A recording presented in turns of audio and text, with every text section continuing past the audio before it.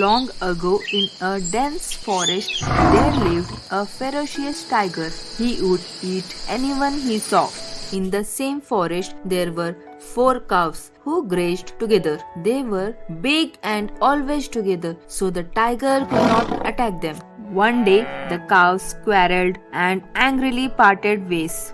That day onwards, each cow grazed alone. Seeing this, the tiger was happy. He dreamt about killing them one by one. The next day, he attacked one of the calves. She escaped and ran back to the other calves. The cows then realized their mistake and promised to be always together. The moral of the story is together we stand, divide we fall.